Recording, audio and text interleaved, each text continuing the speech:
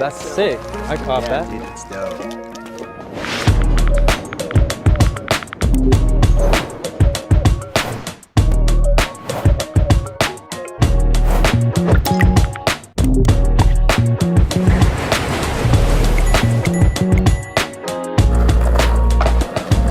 Yo, man, that's my board. No way. No way. I did it all on here. Yo, what is going on, everybody? Welcome back to another episode of Replit Live. We're going deep today to talk about security. Last week, you talked about databases. There's so much going on across this community and product. Francisco, it's like, holy cow, keeping up with everything, huh? How you doing today? Doing well. We're working really closely with the DevRel team, and one of the comments is like, we need to get better at just like centralizing where everything is happening, because everything is just shipping so quickly. But it's been awesome. I mean, the community has been excited, and again, that's all we do it for. We do it all for our users and making sure that you have everything that you need. So it's just been very busy couple of weeks, and excited to see a lot more to come in the next couple of weeks as well. Yeah, and that's why I think these live streams are such a good resource for this type of thing, because it allows us to kind of operate quickly, keep the community up to speed with everything that's going on. People can watch it on their own time or tune in with us. And I think just, as we go and do more of this is going to become kind of home base for, as fast as the product moves, the media can move as quickly, in that same context. So yeah, very exciting. Let's go jump into this right away here and go right into some community updates. So yeah, Francisco, tell us a little bit about what's happening across the Replit community. Yeah, I am very, very excited. I was in the office late last Friday. I got out around 10 o'clock at night because we were planning on something very, very special. We have a very, very special announcement on Friday. I'll tease a little bit more about it, but you're going to have to make sure to tune in with us and Manny to get the full story. But what I will say is we're doing a 10-year celebration of Replit. Replit's been around now for 10 years, and you're going to be able to expect to kind of see some nice festivities around that. And one of the best things, one of the most exciting things that I'm so excited to talk about is we're actually going to have a build-a-thon. We're having a build-a-thon. It came together quickly. And we heard a lot about your feedback, and I think everyone's had a great time with the build-a-thon so far. We always speak so highly about them, and it's been amazing to kind of just see the community rally, build together, collaborate, especially on Discord. And I think this is going to be a really special one, because I think there's one piece of feedback that always comes through, and it's like, hey, are you ever going to sponsor some of the credits for these? And I am so excited to announce that on May 2nd, Replit will be pretty much totally free. And to celebrate that, we're going to be hosting a build-a-thon where you're able to, build as much as you want, and be able to kind of use these free credits, which have been absolutely amazing. A huge shout out to McKelly, who made this all possible. And we're going to be doing this big celebration around it. There's a lot more information to come soon, but what I can say is it'll be free for all users. You'll be able to use the credits to continue to build. But of course, users will have to pay for their own AI integrations, cloud hosting, things like that. And then our free users, we weren't sure if we're going to be able to, just because sometimes there's some security issues, but we're so excited to announce that you'll also be able to be a part of it. So we always get a lot of feedback from our folks, our amazing community in Brazil and India, who are kind of trying it out for the first time. And this is going to be an amazing opportunity to be able to, test that out. So a weekend of free Replit. We will announce a little bit more on the exact time frame and everything else that comes alongside with it very, very soon. Raimar, any thoughts there before I keep going? Yeah, no, I'm going to go nuts. Our goal is to break. Yeah, how can we break Replit? Like, how much can we use Replit?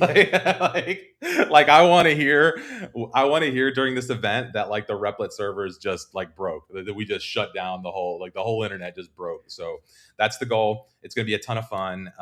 Yeah, more updates and news on that Friday, but super cool to just be able to have a sprint weekend, I think, or I don't know what we're going to call that, huh? What's the game plan, huh? A 10-year build-a-thon. I think some of the things are still coming together, but we're going to announce, the full kind of breakdown on Friday during Manny's live stream. But yeah, a lot more news to come. We're very, very excited. It's something, again, taking in your feedback. We appreciate everyone that's participated in the past build-a-thons, and we're hopefully going to see a lot of new faces around for the next one. So there'll be a lot of updates around on the actual website, on the app. So keep an eye out for those. And yeah, so much more to come. And alongside with that, there's a lot more coming from the ambassador side. You may have noticed that we have a lot more events kind of happening. We have events coming up in Toronto. We had an event in New Zealand last weekend. Ghana's coming up. So keep an eye out for more events, more activations, and a few different applications are actually being reviewed right now as well. So we're going to be having a much bigger batch at the end of May. So again, much to look forward to. And I'm just very, very excited. And this is just like, this week. There's so much more coming in the next couple of weeks. I just had a call with Rymar planning for the end of the summer, and we're just so thrilled to see what's coming next. Yeah. No, I think it's one of those things where the product's moving lightning fast, the industry's moving lightning fast. The conversation we're going to have today with Luis about security and how this is all moving is just a function of how the whole industry is moving. AI, code gen, vibe code, just the whole space. And so, yeah, really just being able to keep up with all that, finding ways to kind of tie this all together, bring these conversations together. I don't know, lots of fun. If you're out there, now's the time to start a meetup, start your own little community, start creating your own little content, start just taking steps. We're starting to ramp some of this stuff up. And so you should be thinking about what can you do on your side to start either hosting meetups or getting in front of people, creating content. And then we're going to meet in the middle. And again, the next few months of what we have planned is going to be just super exciting. So yeah, a lot more to come. We're thrilled.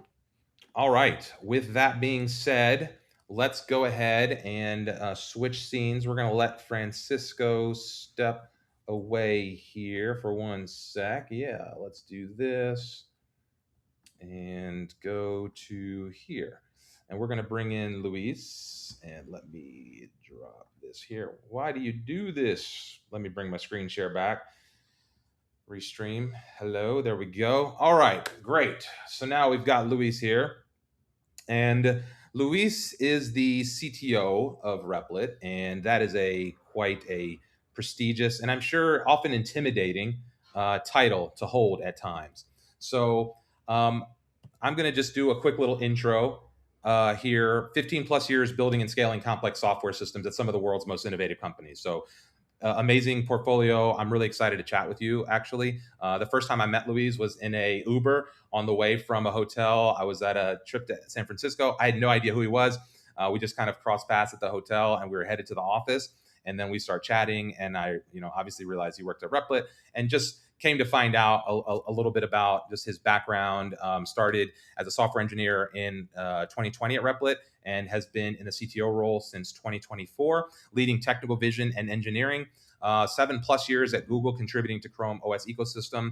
After starting at Bing, working on other search and ranking platforms there, and just has a really unique, deep technical system when it comes to engineering, cross-platform thinking, when it comes to really complex, structural things that power the internet on systems that you've used across many different devices, and now obviously Replit. And so this conversation for me is twofold. One, I'm just very interested, right? I come from the Replit community. Obviously, I'm working with Replit now, but I have been a power user for a long time. And so I'm just very interested to know how some of this stuff works, how Replit's thinking about this. And secondly, I'm just very interested to understand the market a little better and answer your all questions. So you all have homework right now. In the comments, make sure you're sharing thoughts, questions, comments you have about Replit, security concerns, your projects, anything technical related to Replit, specifically as it relates to or leans towards the security side of things, is where we want to start this off. And the first thing I want to do is just give Luis a moment to kind of say hello to the audience, introduce himself, anything that I might have missed, and just give me like a snapshot. This conversation started because you made a post last week on X, sharing about some security things that have kind of happened in the market and your thoughts. And so give me a little hello, say hi to the audience, and then just, give me what is your current state of the security landscape right now. Yes, thank you very much for the very kind introduction. Hello, everybody from the chat. I'm so happy to be here. I'm very humbled that you chose me for this particular stream. So now, going on to what security. This is a topic that is very dear and near to my heart. As we heard earlier, I've been working on not quite security, but security adjacent products. Chrome OS is a very security minded effort and product. So it is something that we had to not just have like somebody dedicated to security from the ground up, because it is something that it is core part of the product. And that knowledge that I acquired on Chrome OS is something that I want to bring into Replit. So what is the security landscape nowadays? Every now and then on the news you hear, oh, there was this major bug that took this financial institution down, or there has been this attack on some key piece done by some hackers in some other country. That means that ever since software was developed, we have been having to contend with security issues. What is a security issue? If you've ever used any program, there's sometimes where the program just errors out or bugs out or doesn't work the way in UX in which errors or bugs. Also happen to have some security implications, some mistake in the way that the program was created that causes the program to misbehave in a certain way that allows somebody to have bigger access or larger amount of access than they intended to originally. And again, this is nothing new. This is just a fact of software. The industry has been trying to address more and more kinds of security vulnerabilities kind of by default. If you've ever heard of a ancient programming language called C or C++, these are called memory unsafe languages because there's nothing the language will do to help you mitigate some of these security problems. Security problems like nowadays, like buffer overflows, where you are expected to hold like strings or text in a specific area of memory, and if you give it a very, very, very long string, you start overriding other pieces of information that you don't want overwritten, and therefore an attacker information, and that information overwrites some other part, starts misbehaving in a way that the attacker can influence. These languages are super old. They weren't built for security, and now newer languages have emerging that prevent all sorts of security vulnerabilities of one kind. Unfortunately, the kind of security vulnerabilities that have been prevented from a more language or runtime or structural fashion, there's just one kind of vulnerabilities. They're like they protect you at a one layer.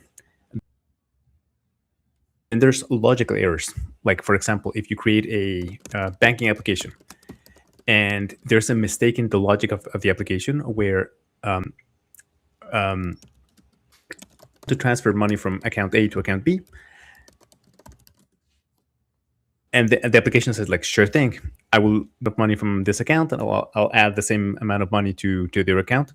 If there is a mistaken logic, you can end up in situations where you don't reduce the amount of money from one account, but you do add it to the other, or vice versa.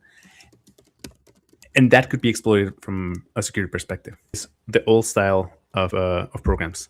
Now we have vibe coding, we have agentic coding. That means that more people and more software is being created autonomously without necessary curation.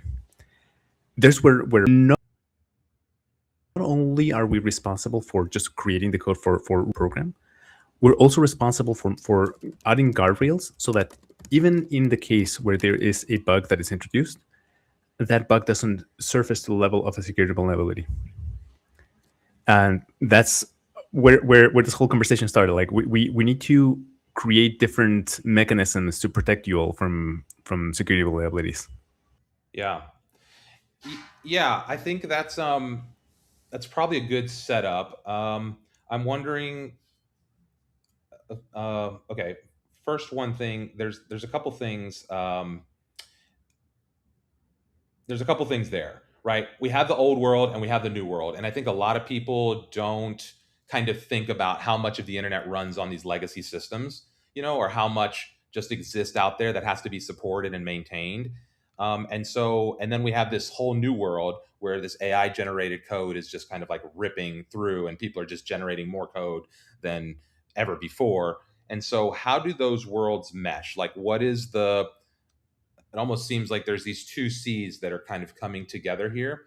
And I'm wondering, like, what's your thought on those two seas colliding? And then we'll get into kind of moving forward from here. Yeah. Replit, as every other company in the world, relies on there being some central infrastructure over the internet. You can think of other systems like the DNS or domain name system service. That is, every time you type google.com on your or replit.com on your browser search bar, that name needs to be resolved to, like, okay, which computer am I going? That infrastructure all relies on the old systems that have existed for, I don't know, 20, 30 years. Definitely building Replit and all the new style applications on top of the shared internet infrastructure. And also we Replit run on Google Cloud Platform. That means that we are also relying on the fact that Google Cloud Platform has had tens or to make it hardened and a super rock solid platform to build upon.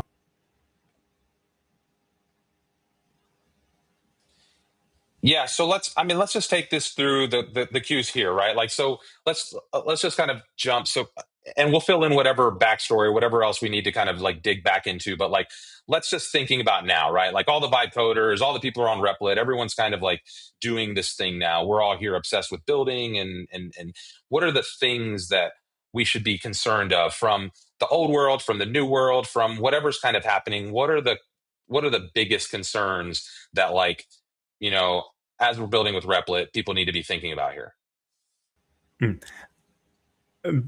Because Replit tries to remove most of the security vulnerability you should be concerned about is trying to express what the intended behavior of your application is. Meaning, if you're creating a shopping site, you need to tell the agent, hey, I want this... I wanted to make sure that nobody that is not an admin can see these pages. Nobody that isn't line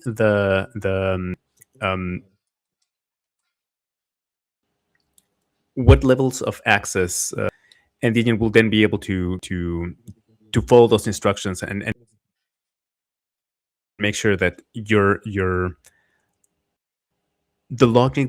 logic for act who can do things on your site, the agent will make sure that is being followed. Yeah. Well, we're gonna take 1 second here. Let me see if we can go to this view for a sec. Hey Manny, what's going on, brother? Hey, how's it going? What's up, Luis? What's up, everybody in the chat? Hey, Luis, we're getting some serious lagging on your internet, and it's making the conversation a little tough to follow from folks in the chat.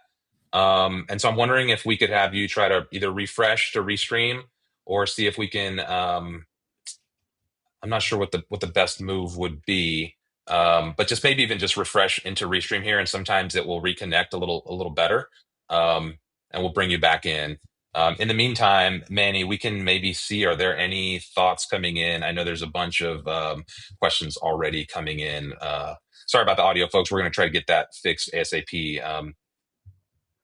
There we go. Luis will refresh, and we'll see if we can just bring him back in here in a second. Yeah, and Luis is coming in. There's a couple of questions that we can answer that weren't necessarily security related. I want to save those for Luis. But yeah, let us know when you get set up, Luis. But yeah, someone commented, hey, Leon, about his brother having problems with Manus going down, thinking about migrating to Replit, and why Replit makes this sort of might be a better option for hosting robust applications. I think, the key thing that people miss out on is that Replit has been around for 10 years. In fact, we're celebrating our 10-year anniversary this weekend by giving you free Replit for a day. And with that has come a lot of work in hardening our infrastructure and making it very, very performant. And to be fair, you have a lot of new companies that are jumping on the scene. They're a year old, maybe 2 years old, and they just haven't had the opportunity to build out that infrastructure that Replit has had. And Jeff Burke was at Google Cloud Next, who's talking about this. That we've really taken a long-term view on this. We started 10 years building out this infrastructure, and it's paying off now. And so that's why we see a ton of folks maybe starting their vibe coding journey elsewhere. Maybe they get a nice UI, but then they go to deploy, then they get users, they start getting 10, 20, 50 people on the platform and starts breaking down. That's when they come to Replit for the performant platform. So I would just tell you, brother, like, hey, like Replit's been around for 10 years. You may have just heard of them recently with this vibe coded boom, but they have a rock solid platform that is being relied on by enterprises. And so it's going to work for your application. So check it out. And we also make it easy to bring over your apps as well from different platforms. So also encourage them to do that as well. Nice. All right, let's see if we got Luis back. Let's try your audio here again and see if we got and you can stay on. How's it sounding? Yeah, there we go. Let's just we'll give it another shot and see how it goes. Let's go back to this view here. Oh, got to bring him into this one. All right, let's see how this goes. All right, cool. All right, let's see what the audio is like. And you can leave yourself unmuted. There's no big deal. Your background mute. So let's just maybe dive right into what Manny was just chatting there about, which is Replit's infrastructure, and then we'll go backwards from there a little bit. And maybe we need to catch people up. Hopefully, the audio will play nice with us here. But let's talk a little bit about that. We talk internally a ton about Replit's infrastructure. We hear people talking about that. You mentioned a little bit earlier that, hey, this is something we've been investing in for a long time. Talk to me a little bit about why that is such a big investment, why that makes such a unique advantage in the market, specifically as it relates to some of these security concerns, having things kind of fully integrated, the auth, the database, kind of all being in the same environment. Why is that all like a big deal? Mm-hmm. Yeah, as you point out, the fact that we control the whole stack is something that benefits not only us but the agent as well. We don't need to tell the dozens of possible configurations, all the you need to build your website like this. Instead, because we have a single very, very homogeneous stack, very homogeneous way of building applications, the agent doesn't need to worry about a lot of unnecessary details and just focus on delivering value, building the thing that you asked it to build. That's definitely one advantage. It's just narrowing down the focus. Oh no, is the audio still not great? It's good. If you just put the mic close to your mouth, I don't know if there's a cutoff filter or something where it just keeps cutting out. But all right, let's try this. Is this better? Oh yeah. Bluetooth headset. Let me try that. Is this sound it's better? Okay. Let's just run with it, and we'll have to just deal with what we got. The other important us managing our own infrastructure is, while we build the infrastructure, we can also embed security into that infrastructure. So that means that while we built the auth, we also made sure that the auth itself has all the security primitives that we want the auth to have. And we also teach the agent, this is exactly how you hold the auth in a way that doesn't lead to security vulnerabilities. We also embed some security properties into it. Similar thing, because we have full control over the runtime and the file system, one of the cool things that we can do is, by default, to no extra cost to anybody, have full development and production separation for everybody, such that while you're developing, you have a completely independent database. Also, if you ever roll back your application, your database will also be rolled back, which is something that almost no other platform out there can provide. And this is fantastic for security as well. If for whatever reason the agent makes a mistake, you can always have the certainty that you can roll it back to a working configuration, and everything's just going to be fine. Yeah, I think that's the biggest thing when I work with Replit. I'm always just confident. We did a stream last week where we literally set up the database to break purposefully. Like I set up breaking changes, and it even took some work to get the agent to do that anymore. A year ago, I could have just asked it for a column name change and it would have tried to break the database, and it wouldn't have been as robust. But like today, I had to work really hard to get it to set up to do something so that I could actually demo breaking that environment.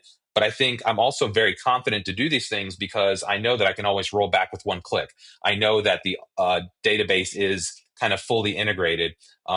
So talk a little bit about that. There's been questions where people are like, I want to use Supabase. I want to use an external database. The Replit database can't scale. It's not secure. These things are not like usable internally. If I want to scale it to thousands of users, et cetera, like why is none of that true? Like what, especially recently, there's the new internal database that, is native to Replit that allows you to kind of fork and branch and do all these other things. And then the deployment side of things. So, like people have concerns about some of this stuff, and I'm not sure where these comes from. I don't know if this is like, just the zeitgeist or if these are real problems, but are these things people should be thinking about or concerned about?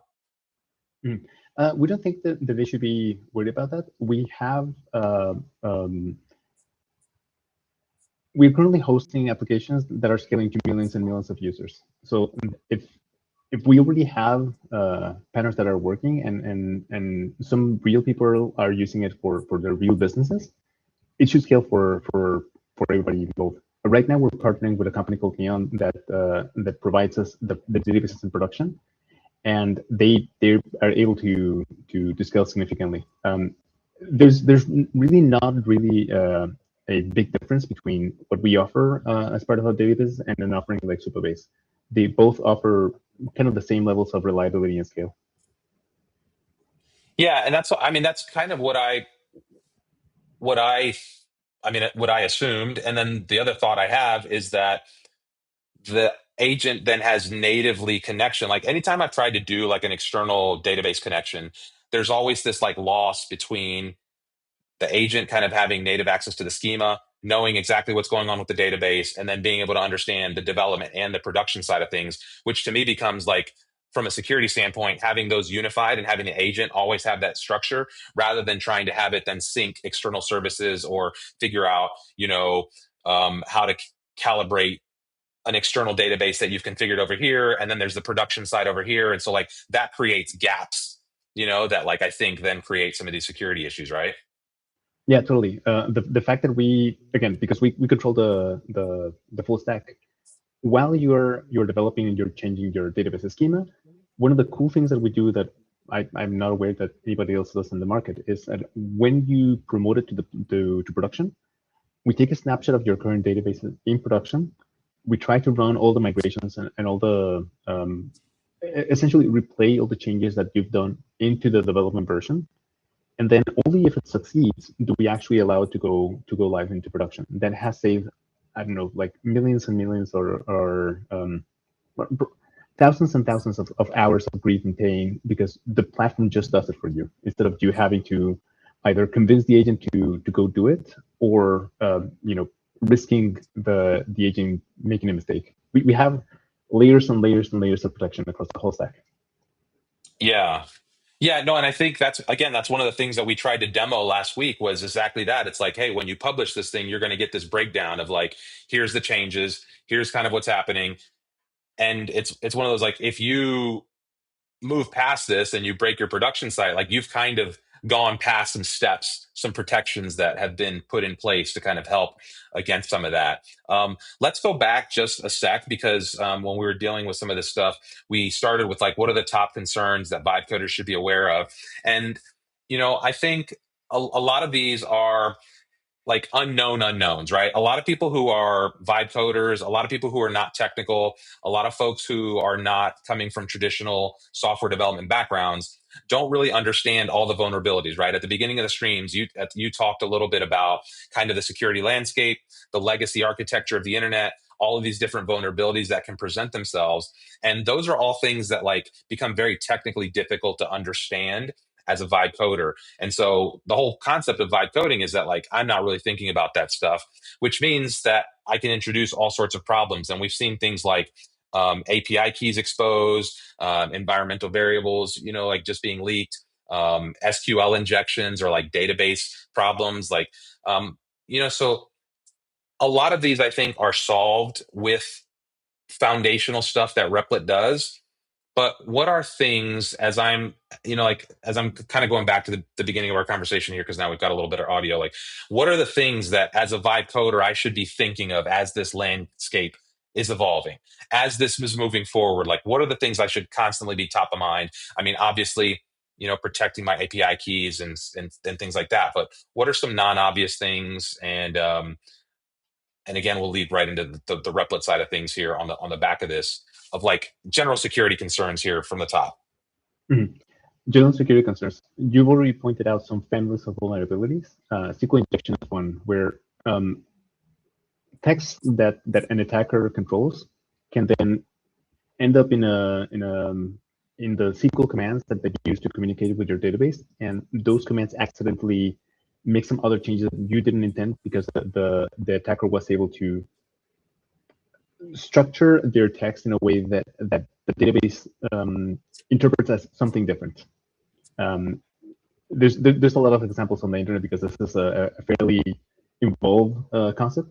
But one of the things that I was just gonna. You said SQL. We for folks who are watching who are non-technical, the SQL, we talked about the language of the databases last week. So if you want to get in depth on that, sorry, I'm going to try to slow you down in certain places, Luis, because I think you have some technical know-how that the audience may not know. But yeah, SQL is how these databases talk, and you can do a lot of stuff with these injections, right? Like you can basically manipulate data, you can erase data, you can, if you get access to somebody's to be able to authorize an SQL, a script, then you can kind of do a lot of stuff on the back end of somebody's website, right? Yeah, correct. Imagine that all the internet communicates via letters. So I write a letter to one server and I tell them, I, Luis, want you to do this thing. Imagine a SQL injection as being me forging a letter that comes from Raymar or Manny saying like, I am Manny, please give me all the money in my bank account. So this is how most security concerns are happening. Some system in some place is being confused about who sent the action and who should it who has the authority or who has the permission to do certain action. So we already talked about SQL injections. SQL injections is something that Replit tries to avoid by giving the agent instructions to, of course, please avoid it, but just asking it to avoid is not enough. We also use modern libraries that make it very hard. You need to like really go out of your way to allow a SQL injection to happen. Of course, it can still happen, but these layers of defense are the ones that are helping both you and us as both us as platform creators and you as application builders to avoid this kind of problems. API keys. Replit goes out of their way to number one, for most of your if you're using a connector, like if you're using Outlook or Excel or all of our 300 connectors, we don't let the agent or the code see the passwords or the tokens, the API keys for the most part. We securely proxy them through a separate channel that adds the necessary commands so that Excel or Salesforce or whatever can understand that it comes from you. So there's nothing to be leaked there because the content of your key is never presented to the application or the agent. If there's any other system where you need to like provide the agent with a key, we tell the agent to always prompt in a structured fashion, such that it gives you a little text box, and then when you paste your API key into the text box, it goes to our secrets service instead of going to the agent chat. If for whatever reason you accidentally paste one of these API keys on the chat, we try to detect it. Oh wait, this is an API key. You shouldn't put this here. Put it on the secrets where they're protected. So we try really hard to go out of our ways to prevent all these kind of very basic, very fundamental, very like low level security concerns. So now, what we ask of you, what kind of things should you be concerned about? We have the agentic security scanner nowadays, in which there's another agent that scans your code base to look for vulnerabilities of this kind. But the agent doesn't necessarily know what your intention of building your application is. So if you have a shop and you want to have a section of the shop that's only for subscribers or somebody that has paid for extra access, you definitely need to tell the agent, hey, this section is only for people of this kind, people that have this kind of permissions, people that have this profile, or people that have this role. You need to help the agent understand what are the things that your application should do and who should have access to what things. You can think of this as being like a conversation in which you can tell the agent how it should be build the application, how the application should behave, and then once you express that explicitly, the agent will do a much better job. The security scanner will understand, oh, there's patterns that have been established to try to only allow access to certain people in certain places, and therefore even the security agentic scanner will pay more attention to those kind of things and will know like, oh, there's something that needs to be handled differently here. For the most part, I'm going to call it access control. Who can view, who can edit, who can change, who can whatever, what resources is the thing that you should be mostly worried about. What I want to follow on that. I hear a lot of like row level security, going back to database stuff and configuring. You talk about authentication. We've talked a little bit about the platform kind of being integrated as a unit. What I mean, are those vulnerabilities that we need to think about? I hear a lot of times, like other vibe coding platforms, I'm setting up some external database. I need to set up row level security for the database. But then you hear of like other leaks where maybe other people get access to different data inside the database. But I've never heard of anything like that happening inside of a Replit project, I've never had to like ask the agent for row level security access inside of a database. Are these not concerns I need to think about? Are these things that are just already solved for at the platform level inside of Replit? Am I, just making stuff up? No, you're not making stuff up. So as a background, row level security is a feature in Postgres where you tell Postgres, there's this column, like if you think of a database as a table that has like several columns and several rows. Rows is where your data lives, and columns is like the kind of data that every single row has. You can tell Postgres, I'm going to treat this column as, let's say, a customer or a user or a group, and every time I make a request to the database, I want you to filter things that only this user or this group has visibility into, like can actually see it. And anything else that happens that exists on the table, imagine that it doesn't exist. That is something that I like to call defense in depth, meaning that there are systems, there are controls in your program that prevent bugs to surface, rows that you shouldn't be able to see. But the row level security is a database feature that extends that and gives you one extra layer of security. Now, you point out that there are some other competitors that use row level security. The problem with that is that they use row level security exclusively. That's the only layer of protection. That means that logic bugs can still happen and still accidentally show more rows that you wanted. Replit has built this pattern of always using something that we call front-end and back-end separation. Front-end is what you render on your browser screen, and the back-end is the program that's running on the cloud that understands a little bit better of what you're trying to do. Like if you send a request of like, hey, I have my shop and I want to buy this thing, the agent configures the server so that it understands, like, okay, so there's a person on the other side. Who is this person? Who's the username? Who's the email? When you're interacting with, let's say, Stripe to make the payments, how should the information of their credit card information flow in a secure fashion?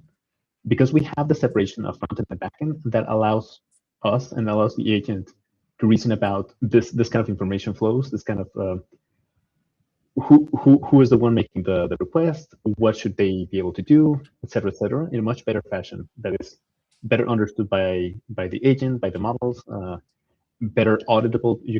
The security agent has an easier time reading the code, understanding what it should do, and seeing if it's aligned with what you told the agent to go and build. Got it. Yeah, no, that makes a lot of sense, and I think it's super helpful as a framing for some of these questions. I know lots of folks have asked about that. I'm going to ask you one more high level question, and then we're going to go into the Q&A. There's a bunch of good questions from the audience here, and so I think we addressed this a little bit, but it was at the beginning, and the audio was just a little breaking up. So I want to just kind of go back and give you a chance to clearly outline this, because I think this is where you bring a lot of expertise to the table from a platform level security, right? Like there's two kind of chunks here. There's Replit as a platform, and then each individual user is building their own little projects on top of this platform. And obviously Replit itself needs to be secure at a high level, but then each of these little nuggets needs to be secure kind of individually. And so how do you see that as like a hierarchy? How do you look at that from a top level and say, yes, we need to make sure that all Replit users, when they come to Replit, their data secure, their prompts are secure, their connections that they make with external services are secure. But then also as they publish these things, all of those little bits are secure too. And it seems like it's like this pyramid of potential openings. So how do you secure that or look at that from the top down and see, or maybe it's from the bottom up, right? Like, I don't know, like what's the right way to look at that? Maybe you can help me understand like how this even happens, that you could, like, I just don't understand how this isn't just leaking everything everywhere all the time, Yeah, that's a good question. So you can think of, we try to put more effort into techniques that protect the most amount of users without them needing to think too much about it. You point out things like protecting the individual nuggets. We do put some effort into the agent reasoning about this and understanding the security model and what kind of things it should prevent from happening. But we also put some system level protections in there. Like, just to give you an example, we take the contrarian approach of whenever we publish an application to production, most of the providers have something called multi-tenant. There's hundreds or thousands of users in a single box, and they all share computing resources. They're all like intermingled in the same space. Instead, we create one level of isolation. In Google Compute Platform, our cloud provider, we create a new project that is completely isolated from all the other customers. Therefore, whenever you visit a site that hosted on Replit, only you customer are the one that's running inside that box. This applies to, of course, our enterprise customers, like big companies that have expectations that this is true, but also everybody on the pro tier, everybody that has a pro subscription has access to this. Also, everybody in the core subscription, which is the next tier lower, and also, surprisingly, everybody on the free tier. Like even our free tier customers, we provide this level of isolation out of the box by default, because we believe that this is one of the things that will improve the security posture of not just your applications, but of Replit as a whole. If there's ever a point in time in which an attacker attacks one single application of one of our users, there's almost no way of they call it lateral movement, meaning if they have access to one application, they cannot access another customer's application because they're completely separate. Yeah, so help me clarify and understand that as simple as possible. So Rymar's building acmechatapp.com, whatever. I've got thousands of users. We're in there every day. It's a, let's say it's a Discord slash whatever competitor. We're just churning and burning in there. What you're saying is that in that application, as that's running, that's kind of sandbox in isolation. If somebody else is running, acmesocialnetwork.com, and they have other thousands of users who are doing social activity doing different things, those are completely sandbox, right? I'm not, my chat app and their social network are not sharing compute resources. They're not intermingled, right? They're not like living in some shared server where everyone's using the same resources. That's what you're telling me. Yep, that is correct. All the network and compute is completely isolated between customers and users. And It is one of the strongest forms of protection that we can give our customers. Got it. And so that's typically like an enterprise level expectation thing, but you're saying that goes all the way down to the free level plans. Are there other things like that? Chris is asking here, what other simple things Replit has made easy that used to be complicated in security? Are there other things? Because that seems like a fairly complicated thing to do, especially on a per project level, right? It seems like there's some resource intensity there. I could imagine why other companies would be like, no, we're not going to do that. That's like hard work for every project to spin up to have that kind of isolation. So what other things is Replit doing that, maybe we're not thinking about, like these types of things? One of the other things that we give everybody by default is something called a web application firewall. So before you even reach your website, there's this component called Google Cloud Armor that scans every single request that is being sent to your application in case there's obvious attacks, attempts to exploit malware, or if you remember there was a Next.js vulnerability a few months ago that caused a very, very large number of applications that are hosted on the internet, not just by Replit, but Vercel, Railway, every hosting platform had thousands and thousands and thousands of applications that had this bug. So the WAF is our first layer of defense. WAF, web application firewall. This firewall looks at the request, sees, oh, this request is malicious, so I'm going to just block it. The web application firewall also takes care of, if you've ever heard the term denial of service or DOS, it's like attackers sending thousands and thousands or millions of requests to your application with the expectation that your application won't be able to scale up and handle the load, and therefore your application is going to crash and be denying you of service. The firewall also provides protection against this kind of actions, and not just the firewall. We also have internal, we call them rate limiters. If we see that there's certain pattern of requests that are too spammy, we just block them off, and make your application not have to handle the load of millions of requests every second. Yeah. What about things like API rate limits and form controls? I know there's like lots of problems with like WordPress forms, for instance. It's a massive problem that people try to scam and crawl and force things into forms, like brute force login stuff. I mean, some of this stuff may be, again, earlier things that are not as primitive, or there maybe a little more primitive security stuff that are not as big a concern. But are there things like that need to be worried about as I'm building forms into my website, as I'm, building other interactive elements? Like, is the agent kind of helping me think through how to make sure that, if I have a submission form, it's not going to get, spammed into oblivion, or are those things I need to be asking about or thinking about as a vibe coder? For the most part, this web application firewall will take care of most of it. But of course, if you're aware or worried about one specific thing, always ask the agent. The agent will guide you towards a better solution. It is because all these security mechanisms stack on top of each other. There's really no downside in you asking the agent, hey, add some extra little protection here. But of course, we try as hard as we can to provide the tools so that the agent doesn't need to worry about these things by default.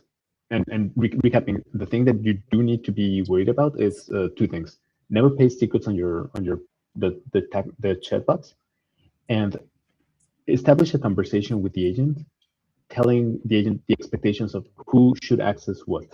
Those are the two. If you're taking any takeaways out of this talk, those two things are the most important for the security of your application. Things that we cannot by default provide. We can give the agent some good guidelines of how to establish this conversation and how to nudge it to asking you. But ultimately, you are the one who decides what is appropriate for your application. Yeah, and I think that's a really good point. We talk all the time. I mean, I think on every one of these live streams that we do, especially live builds, today we're not building with folks, but we're still going, kind of deep technically. Typically, what we're doing is like we're building live with the agent. And one of the things I like to show folks is that they should just ask the agent. Right? It's like if you don't know something, you could just ask the agent, or hey, is this secure? Or what is best practices here? Or what am I missing with this feature request to make this do XYZ? And I think, that to me has been super helpful. Do you have any tips knowing, more about how the agent works, or, how the agent thinks to be able to get or optimize those types of security requests or those types of moments where like, I don't really know what I'm talking about, but I need to ask the agent? Do you have any tips for asking those types of questions? When you're trying to establish, we call it a threat model. When you tell the agent these are the things that I'm worried about, do that in conjunction with the security scanner, with the agentic security scanner. Well, before you engage with it, tell the agent these are the kind of things that I'm concerned about. These are the kind of access control patterns that I want you to follow. And then when the security agent kicks into starts the scan, then it'll have much better information about what to look for and what to pay attention to, and what other things are either out of scope because you told the agent I'm not necessarily worried about this, or it's not your list of priorities, and we'll have a much better time filtering out things that are unnecessary. One thing that that also happens at Replit is we automate the process of finding vulnerabilities in your dependencies, meaning that you're asking the agent, hey, please install something that can help me validate forms. What happens if that one library that you just installed has a vulnerability in itself? Replit also scans every single one of the libraries that the agent installs for you to see if they have vulnerability, if they have something called CVEs, or common vulnerability enumeration. It's a program that's run by a conglomerate of companies and nonprofit organizations on the internet that has the canonical list of every single piece of software and every single security vulnerability that they might have. And that way we're always flagging to the agent if there's something that should update, because there's a newer version that has fewer bugs and fewer security vulnerabilities. Yeah, got it. Okay, let's take a few questions from the crowd here. Tom Bowles from YouTube is saying that he's experienced Replit apps being blocked by enterprise firewalls. Do you have any recommendations? Seems like the firewall is identifying the app as built by Replit and is blocking it. I'm not sure. There's so many configurations for different firewalls, so I'm not sure if you have any, real insights here. But and any thoughts? The most important thing is you should talk to your IT administrator of that particular enterprise, and explain them this was built by Replit, but this is solving a particular need that I have, and therefore I would like to at least allow this one application to be unblocked. This is a conversation that most people that are within companies that have to have this conversation with their IT administrators. It's like some administrators follow the philosophy of block everything by default and they only allow when there's needs. This is a perfectly valid and perfectly safe way of achieving security. Like, don't allow everything Instead, allow nothing and only add things as they are needed. Yeah, makes perfect sense. Okay, Michael is asking what measures Replit can make to help secure projects made with Replit, specifically for beginners. So we've talked a bit about this. We've talked about kind of the basics, the hygiene. Is there anything else that is kind of a core security function that's maybe not even for vibe coders, but that you as a professional just always keep top of mind, or things that you're thinking about that, as people get started who are beginners should just, be thinking about? The very first thing, 5 or 10 years ago, there's this organization that ranks the most common security problems of every single application. Ever since the beginning of this top 10 most common security, they call them weaknesses. SQL injection was number one, consistently number one. And then over time, some of these libraries have been emerging that prevent SQL injections from happening. And then that particular way of exploiting applications has just plummeted down.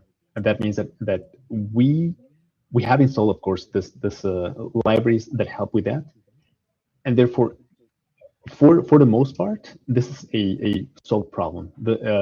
Almost nobody on the internet will be vulnerable to do this kind of things. And again, I'm saying almost because there are still ways of achieving it, but by default, it makes it significantly harder by default to make mistakes that would end up being resulting in a SQL injection.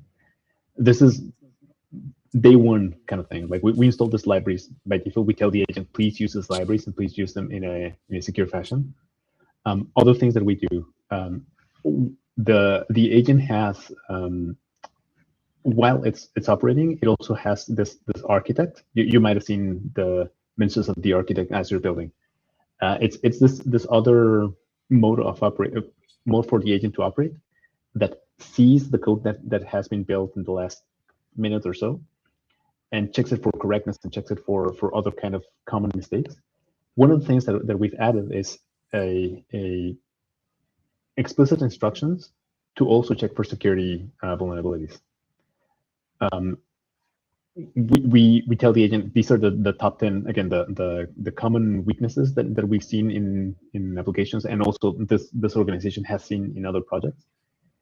And we tell the agent to spend a little bit more time thinking about how the application, as it's being built, is resistant against all these weaknesses. Of course, after you finish writing your application and the security scanner is engaged, the security scanner pays extra attention to, because its only purpose in life is to scan for security vulnerabilities. So therefore, it has a lot more time, a lot more token budget, if you will, to go and reason about the security state of your application. Yeah.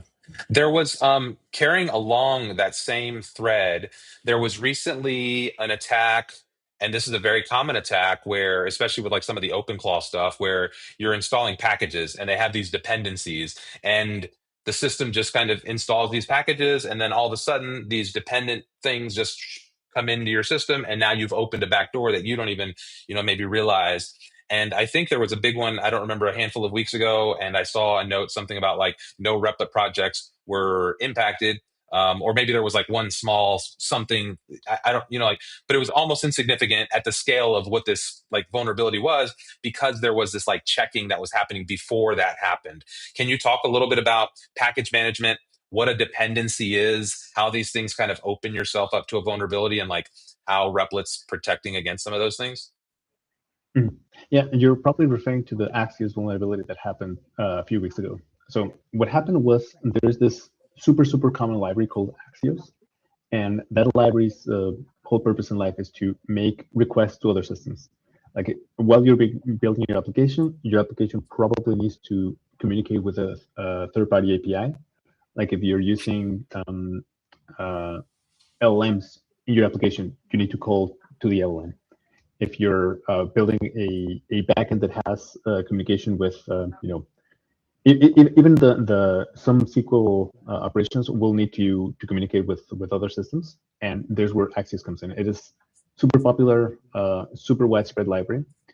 At some point in the past, somebody managed to get access to the credentials to update that library and pushed a new version of the library that had a backdoor, that had some malware attached to it. So it wasn't a security vulnerability per se, because there weren't any bugs in the library. Just somebody intentionally put a malicious little piece of code there. So as I mentioned before, we do have a scanner of all the libraries that are being installed, and we either reject the installing of vulnerable, intentionally vulnerable, or marked as vulnerable packages. Packages are just like little pieces of code that while you are building your application, you import. Like the internet has hundreds of thousands of packages out there, and we just like download it and call it. To save time, to rely on good engineering patterns, to reuse code so that your applications are not like hundreds of megabytes of things that you don't necessarily need to think about, or the agent doesn't necessarily need to type every single one of them, because it'll make mistakes. It's just cheaper, it's easier, it's safer in general. So coming back to this vulnerability. In addition to the scanner of dependencies, we also have a few extra layers of protection on top of that. First of all, we use a package manager called PNPM. The default package manager of JavaScript, which is the programming language that's most commonly used at Replit, is called NPM. PNPM is a faster, better, more memory efficient, significantly more performant version of NPM. That amongst all the things that it does, it also allows us to specify a minimum package age. PNPM just refuses to install anything that's less than 3 days old, meaning that most of these malware attacks, most of these, they call them supply chain attacks, are typically found within an hour or two after being published, meaning that these 3 days worth of cooling off period prevented the agent from installing this dependency almost altogether. In addition to that, the PNPM also has the functionality of preventing unwanted code to be run. We call this the post-install hooks. There are some packages out there that after they are installed, after the contents of the library are copied to your application, there's a little snippet of code that is run that is not necessarily just copying the code. That means that little post-install script can do whatever the library writer wanted to do, and some malware installs by this way. If you, I think we published on the blog post about another supply chain attack called the Shai Hulud worm, which is there were other npm packages that had this particular piece of malware, and the moment a developer downloads this package, it scanned all the permissions to publish new packages, changed one of the packages that this developer had, and published it with the malware. So that way it spread and spread and spread and spread. So because of these two mechanisms that we have on Replit, we prevented that from affecting almost 100% of the population. Now, of course, there are older applications that didn't have this protections, and we managed to like all the different layers of protection that we have managed to block almost completely. I think there was just one person that was affected. We like the moment we discovered that this person was affected, we immediately reached out to the student like, hey, this external attack happened. We patched your application. Don't worry about it. This is the full explanation. But one of these supply chain attacks, I don't know, 3-4 months ago, would have resulted in tens of thousands of people affected. And now the fact that only one person was affected is a major milestone. Our goal is that the next supply chain attack, we want 0 people to be affected. Amazing.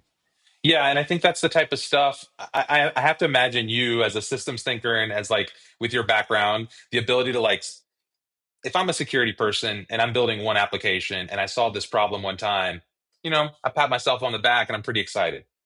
But if I'm you and I solve this problem for millions of people, like that's a big deal, right? And this is what opens up kind of the next layer of what's happening here is that like software is very complex, and building like good software is like even more complex.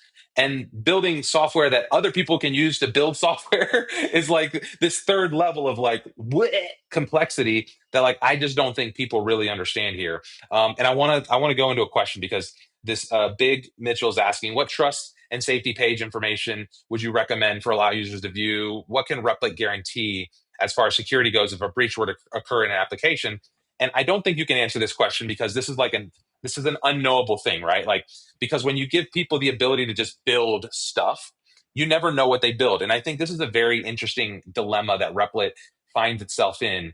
And I have to imagine from a support standpoint, from a technology standpoint, from your side of the fence, from everyone's side of the fence, there's like, here's Replit. And Replit can do all of these things. And we want to support and make sure that that thing's secure. But also, this is a table saw.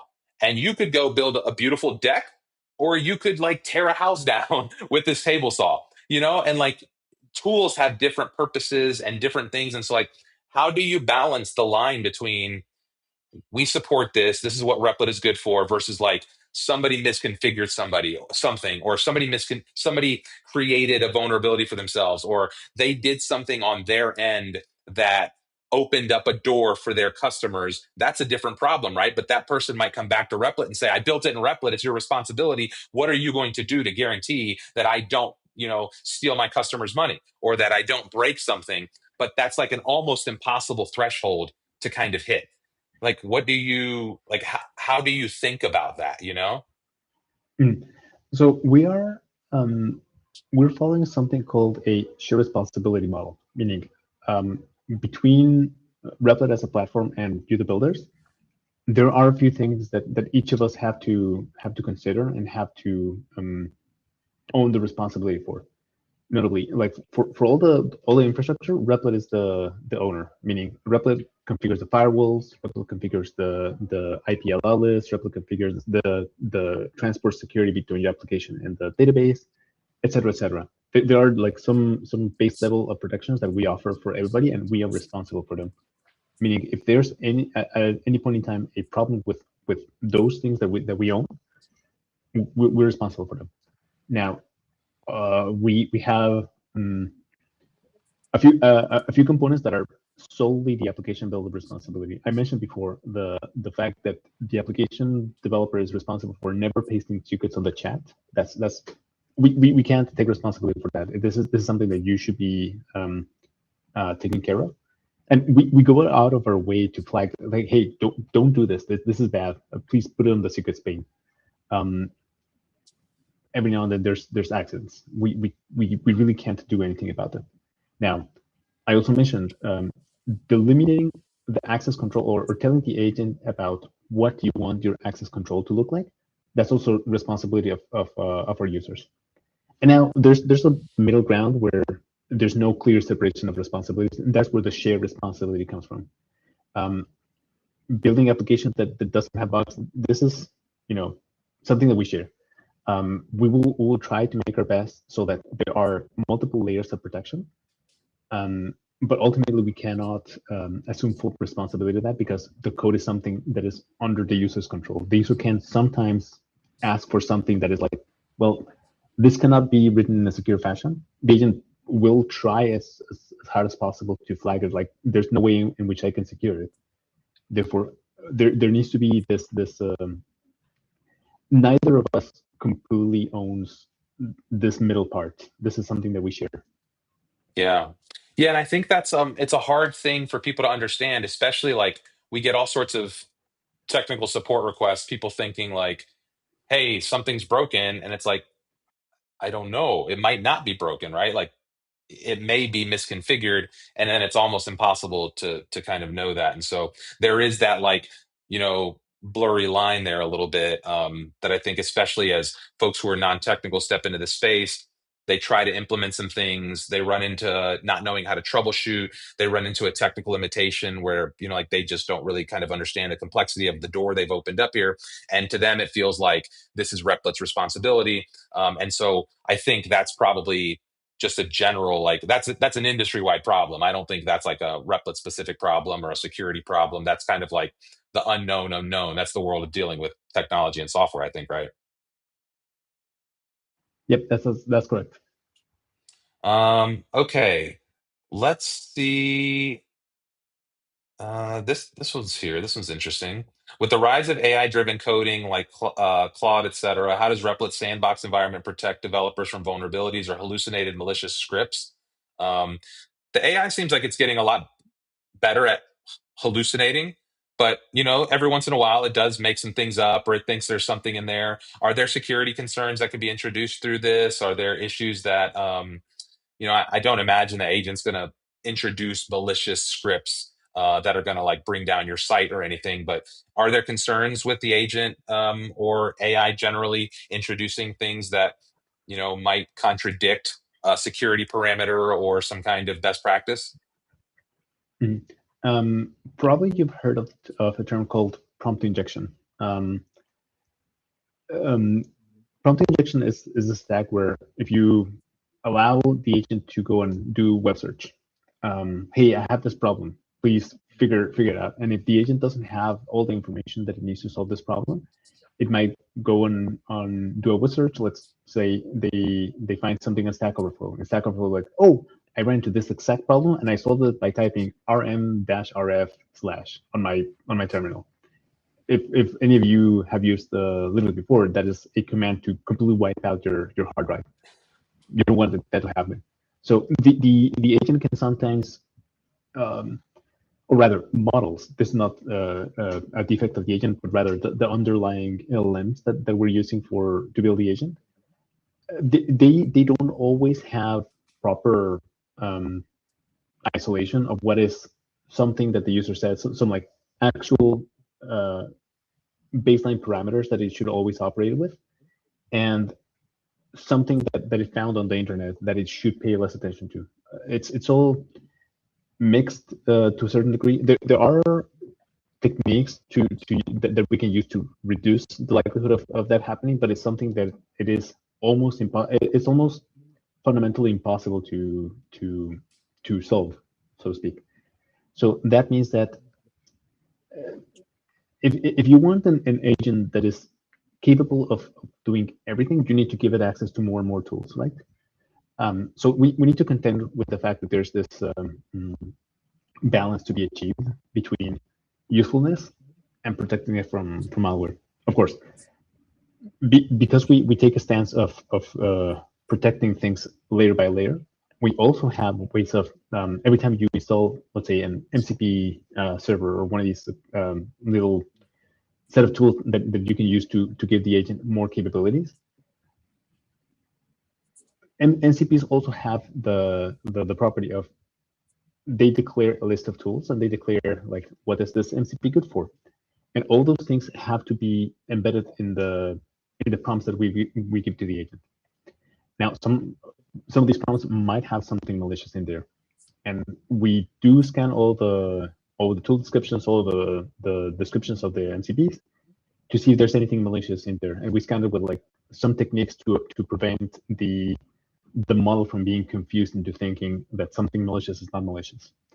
That is like the background on the prompt injection problem, or why this question was asked. Now, how does the Replit sandboxing help mitigate this? To begin with, because this is running on the cloud on something that doesn't have your documents on your access to like your personal information, to your password vault, your very critical and sensitive files. At the very least, we're protected from the agent roguely accessing those information and doing something or having a prompt injection attack nudge the agent into grabbing those grabbing data and then sending it to another person. This is called exfiltration. And that is one thing that definitely helps. The other thing that helps is in our sandboxing environment, we're not just isolating access to other files or other resources. As I mentioned earlier in the talk, one of the things that we've done is for most connectors, we never give the agent the access to the API key directly, meaning that the agent always has to use this secure proxy to send the request out to the internet before they're processed. meaning that we can prevent a large family of exfiltration attacks of like that one password, that one key from getting into the wrong hands.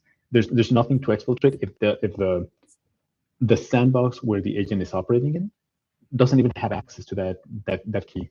That really reduces the attack surface area for the agent. We are also moving away from, right now Replit uses something that's called Linux containers as isolation mechanism. Now, the security-minded people might recognize that a Linux container is not necessarily a security isolation boundary. You can achieve isolation using Linux containers if you stack a bunch of things together. But we want more. We want to have even stronger guarantees that it is actually a security boundary. We're moving to something called micro VMs. In micro VMs, the key difference is that you are running in a very, very, very small VM that has no. It has more layers of protection to prevent it from accessing things outside of your micro VM. And VM, a virtual machine, is what you're talking about, right? So this is basically just a virtual computer that's running in the cloud. That's your compute, right? Yeah. Yeah, but we control the shape of the micro VM, and we control like only this kind of things. Or actually, it has access to nothing except these three things, and therefore, it is significantly harder to escape from the boundary of micro VM. Yeah. Yeah, let's hey Manny, wake up call in the back if you're back there hanging. Let's take a look. We do have a few more comments here from the crowd, and then there's some different things that we can jump into. But Luis, couple let's just go and see. Hang on, let's do this. Let's bring in, is Manny back here? There we go. What's up, Manny? What's up? How's it going? It is going. Yeah, this has been an interesting conversation. I know this is one of those things where it's like, like security conversations are probably never going to like go viral, But again, we talk about, and the same thing we did last week with the database stuff. It's like, this is stuff you just kind of need to know if you're going to make a professional living at this. Somebody's asking here right now, one of these questions, what can we communicate with organizations to assure them that we're cyber secure, right? And so we talk a lot of times about the language of vibe coding and the language of technology and being able to speak to the agent. And so really a lot of these security conversations is about a little bit of knowledge, right? It's like, hey, what should I know as a core level? And then how do I speak this language? How do I get better at talking to the agent? But yeah, Luis, like what can people do to maybe take this next step? And what I want to do next is introduce, there's a new security agent that, we have here at Replit that maybe we can just talk a little bit about kind of, the pre-publishing security audit, and then also this new static and dynamic testing tools from a security standpoint. So do you have any thoughts on this, on like, how can people express to others that they're cyber secure, or that they're learning more about this, or that their project has some of these protections? Mm-hmm. So the very first thing that they can do is we published the same extract where I outline every single layer of security that Replit has as a blog post. So if you go to blog.replit.com, you should be able to find the complete list of all the security primitives and mechanisms that we have. Replit as a company is also certified to be SOC 2 compliant. This is a certification that companies that want to express their cybersecurity posture can work towards, and then acquire. And then that is a signal that this company takes security seriously, and not only a signal that they take it securely, but also the fact that there are audits that happen once every 6 or 12 months. That means that an external person has access to the promises that we set internally to make sure that we are actually meeting those promises. So there's multiple layers of checks and balances to keep us honest internally. Got it. Yeah, and I just dropped that link in the chat for folks to check out the new security agent blog. I'm not sure if this is the blog you're referencing. Was there a different article? This, I think, has to do with the new security agent that we just announced, but I think maybe the one you were referencing is a different article that we can grab. And if you're new to the show, what we'll do is we send everyone a recap email. If you're the best way to get involved with these events is to subscribe to our Luma calendar, because the Luma will send you event reminders. But then after the event, we send you a link to the recording, as well as a rundown of everything we talked about, the key takeaways, any links, resources, things that might have come up during the conversation that you might want to look into or dig into deeper. Luis, are there any other resources that you might want to share with folks as we're kind of winding down the conversation here, or thinking about resources we might want to leave with people? Yes, it is another blog post that is titled Defense in Depth, How Replit Secures Every Layer of the Vibe Coding Stack. It's in the chat. I just dropped it in the chat for you, Reimer. Oh, nice. Thanks. And also it's in the YouTube chat as well. I'll drop it in link the next as well. Legendary. It's so good, Luis. I really enjoyed it. Actually, like I got it printed out right here. I got all my notes over here. It's very well done. Thank you. And you also have like a really nice thread on it on X.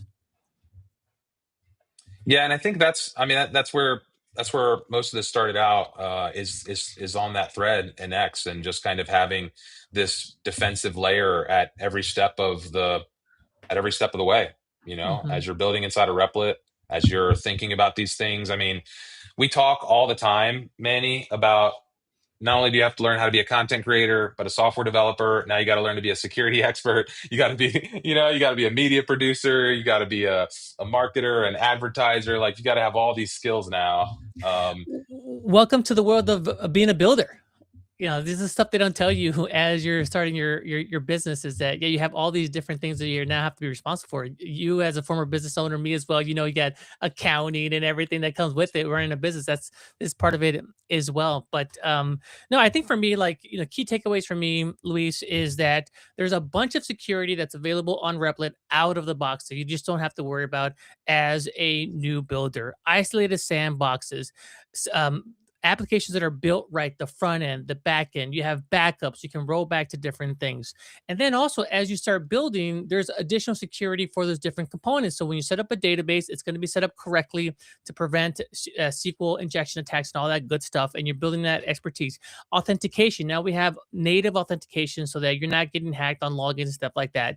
And then we also have things that you can take action on as a builder. So for example, your API keys, we have a secrets manager there. You drop your API keys there. You can do a security scan now. You can run security agent to go through your entire code base and get an extra pair of eyes, another look.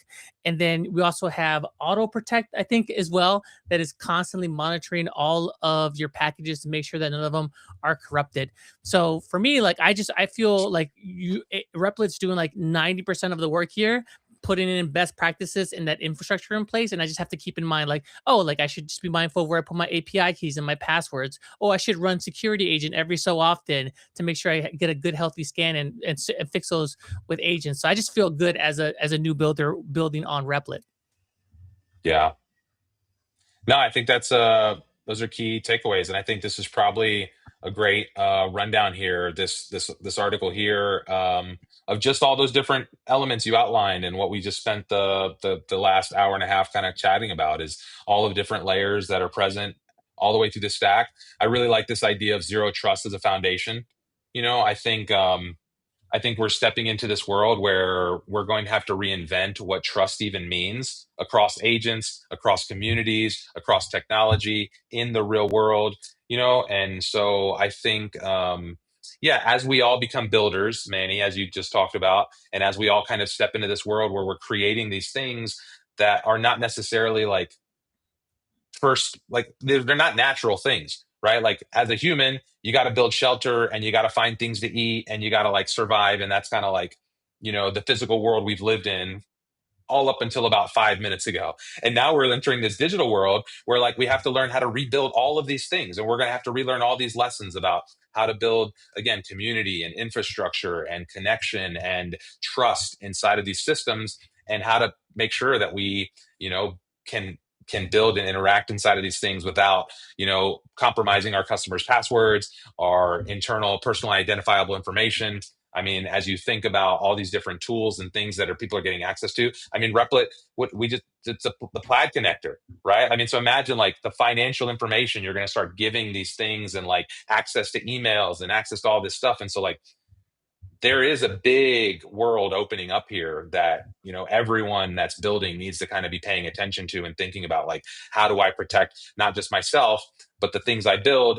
And as you start building your business and extending your revenue model into this, there is nothing worse than having a bunch of people paying you and having a security vulnerability or having an issue like this could end your company.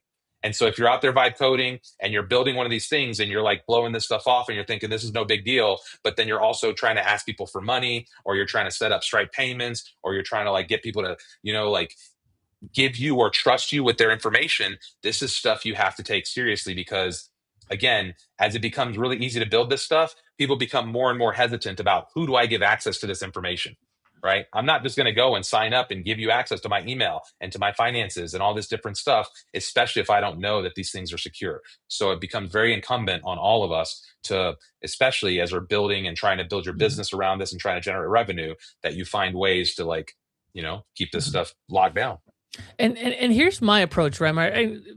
Feel free to push back on this. Like, I'm a new builder, so I know I'm not going to become a security expert overnight, but I do want some familiarity with some of the common risk, because I want to educate myself, and also I want to get that from clients. And so this is what this program is meant to do, just kind of give you some terms, how to think about this. You heard, we also posted a page for Replit security. And so I just want some high level awareness so that when I get that question, I'm not like blanking on it. And then I can quickly say like, oh, I build on Replit. Check out Replit security page. Here's all the cool things that Replit is doing. So that's how I approach it. And then if there's like a more technical question, then I'll go into Replit agent and say like, hey, I just got this question from the client.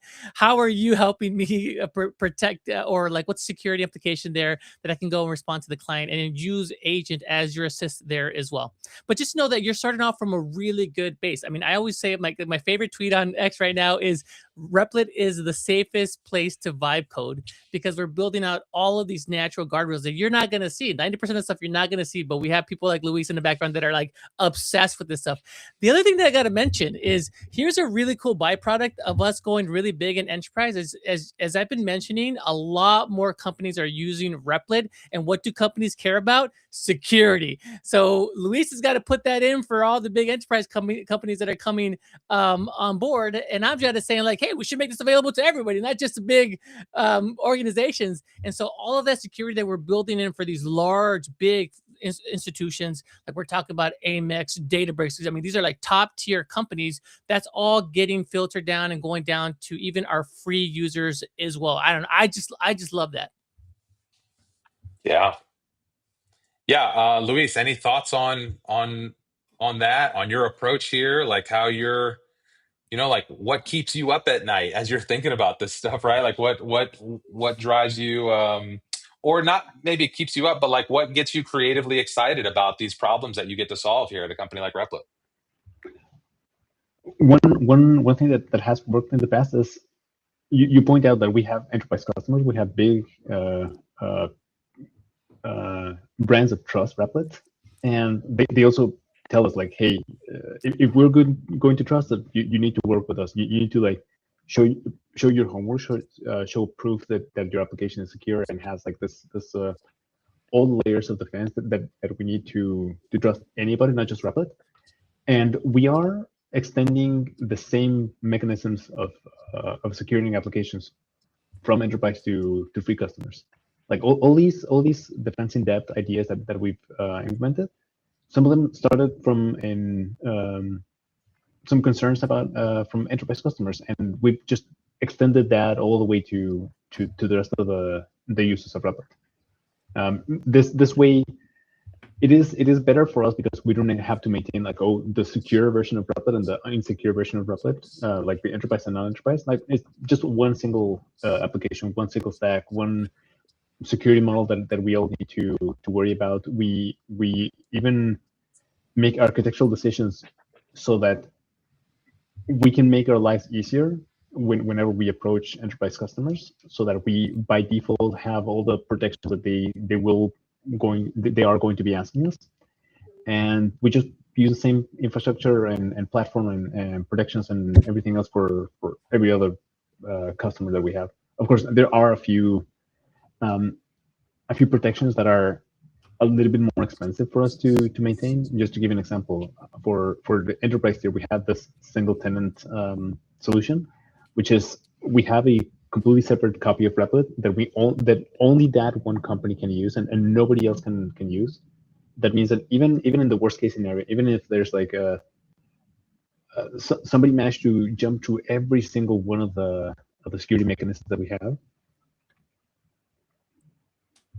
they will not be able to get that one company's data because it's completely separated, segregated. There's like almost an air gap between them.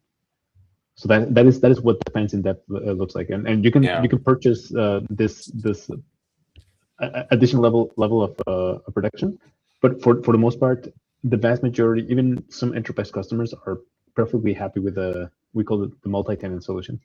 Yeah, no, I think that's I've chatted with a friend of mine. I have a friend a couple friends who have fairly good sized tech operations in their own right, and their concern is about opening up some of these vibe coding platforms internally.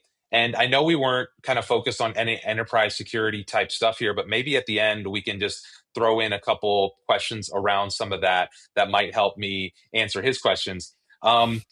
So his concern is like, where does my data go as an enterprise, right? Like, let's say I come in as an enterprise and I start letting different people kind of have access to these systems. I know enterprise has some of these guardrails, and you can use other, like, what Replit is really well set up to kind of work inside of existing enterprise sandboxes, but a lot of other vibe coding platforms are not, especially like these OpenClaw and some of these different platforms where you're just kind of like hodgepodging things.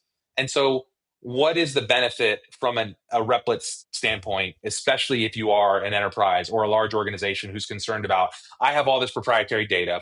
My unique moat is that I've been building this business for 5 years, and I want to make sure that as I work with AI, I'm not leaking that out into the world, or I'm not giving up what is my unique value proposition. So like, how is that, like how is the Replit side of things, how is the enterprise side of things kind of like addressing that, and where may there be shortfalls, outside of an environment like Replit? So for all of our enterprise customers, we have we give them the option of doing two things. Number one, single sign-on. Like if you've ever logged into a website that requires you to have a Google address, it is similar, but for their own company. Like everybody at Replit has every time we enter a website that's only available for all Replit employees, we have to go to this single sign-on that is like Replit.com specific. You have to have an email address that is owned by Replit. Otherwise, you can't enter. And that means that there's some IT administrator inside of Replit that had to manually add people to the list of Replit employees. Then on top of that, we also have this other thing called SCIM, which is a fancy word for wherever you define your list of employees, we also sync it to let's say Replit in this case. So that means that every time a new a new employee comes on board, we automatically synchronize it with Replit, and the moment let's say a vendor or contractor that has a short time frame to be in the company leaves the company, they're taken out.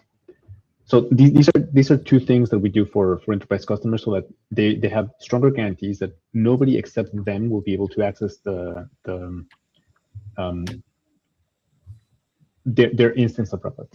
Yeah, and I think that's and there's also other protections where like deployments can be locked down and certain things can't get published, and like, so you just, I don't know. We probably need a whole show just on enterprise level security for some of that stuff. But just, the point, I think, what was Rick made on X a little bit ago was basically, hey, if all these big enterprise companies are trusting Replit with their security, then you're probably okay building your little vibe code app. But that doesn't That doesn't mean you don't have responsibility as a user, especially as you start taking people's money, especially as you start going out into the market. If it's a little toy, it's a little trinket, you're playing with some stuff, it's a little website, okay, no big deal.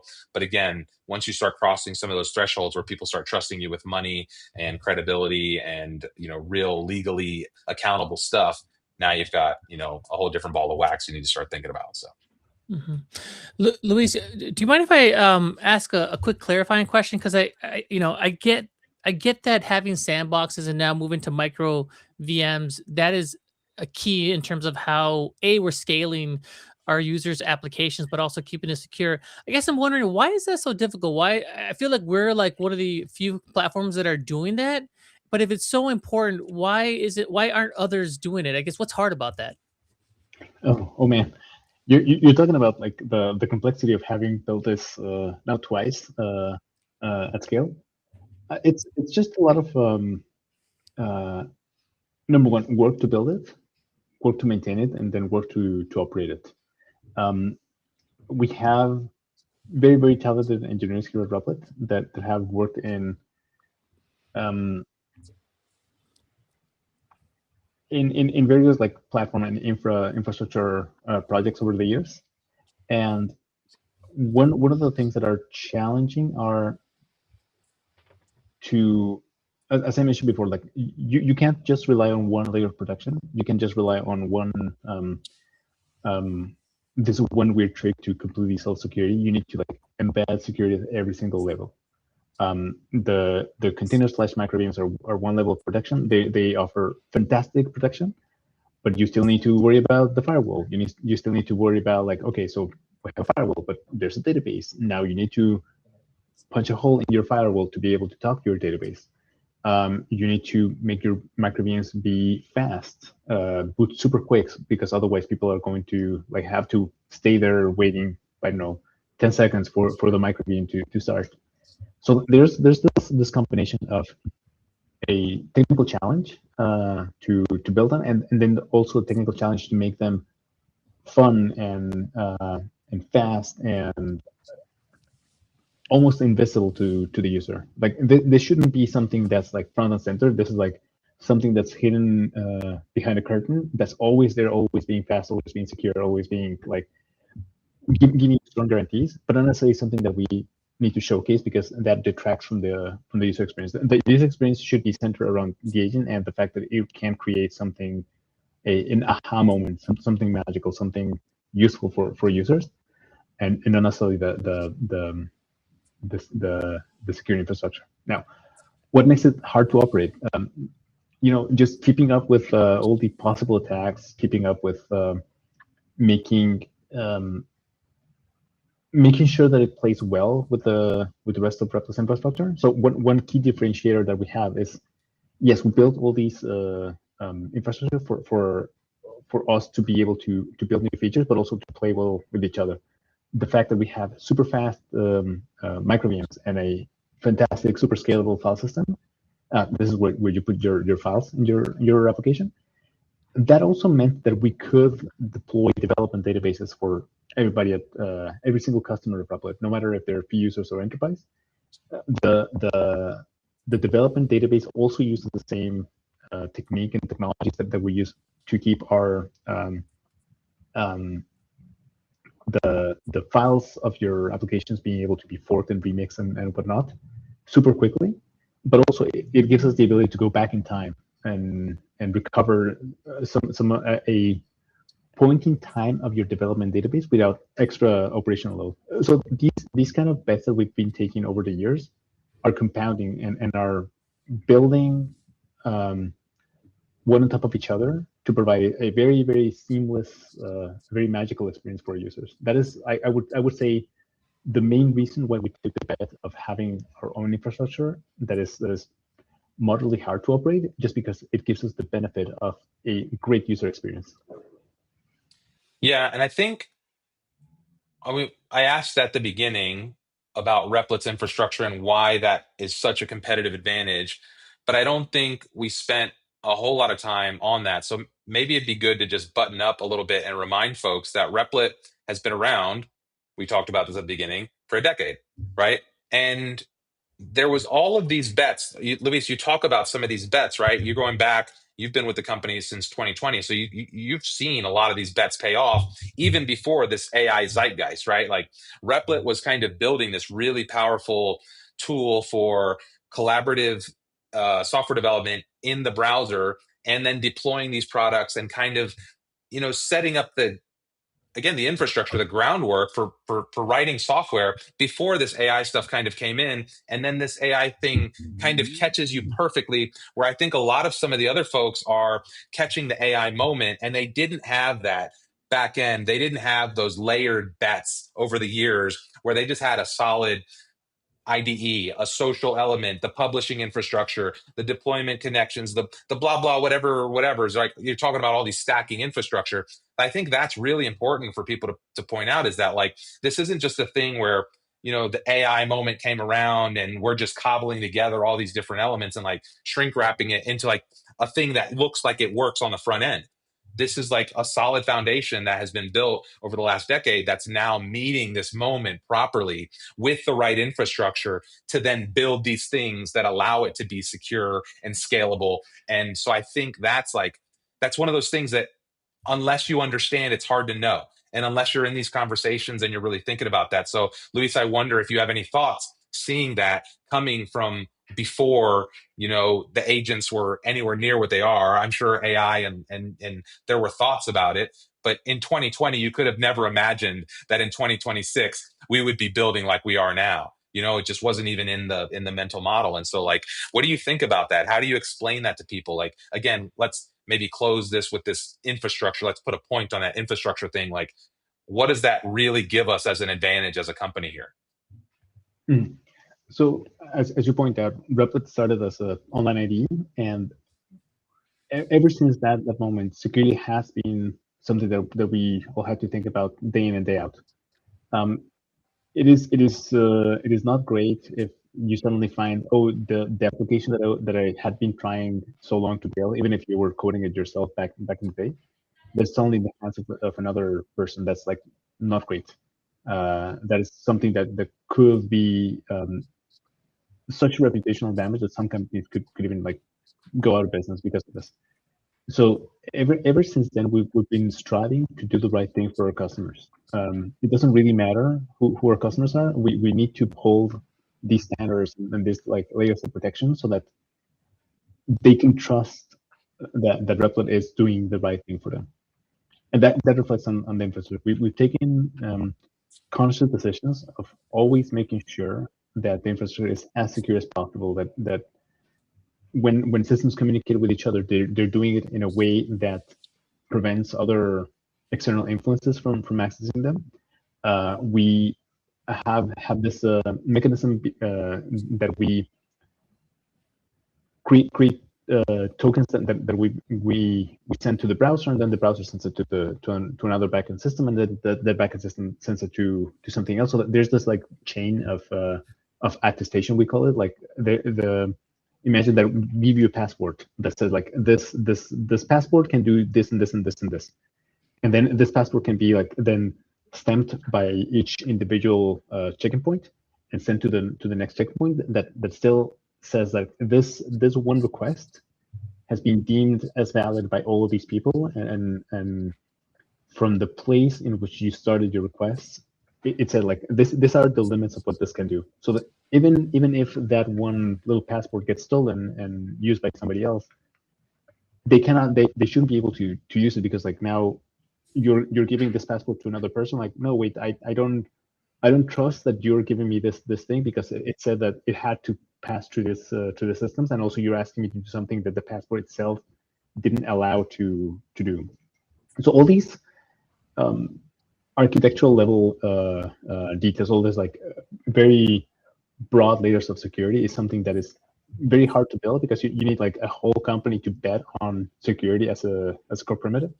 You also need some very talented engineers that are thinking about how to build systems in a way that they play well together. They're easy to build upon, because if you make it super secure but also super hard to build, then we wouldn't be able to ship at the speed at which we need to be shipping for our customers. And it just once you reach a certain level of security maturity, these things tend to compound on themselves. Like I mentioned before about the supply chain attack, the Axio supply chain attack that only affected a single user.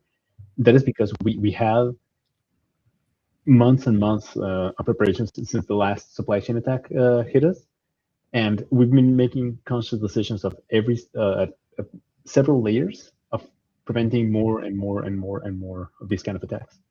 And it's only when you are operating in this fashion for years that it starts showing up like, oh yes, Replit took care of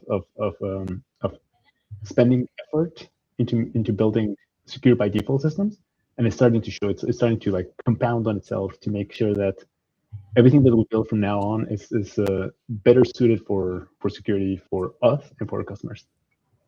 Yeah.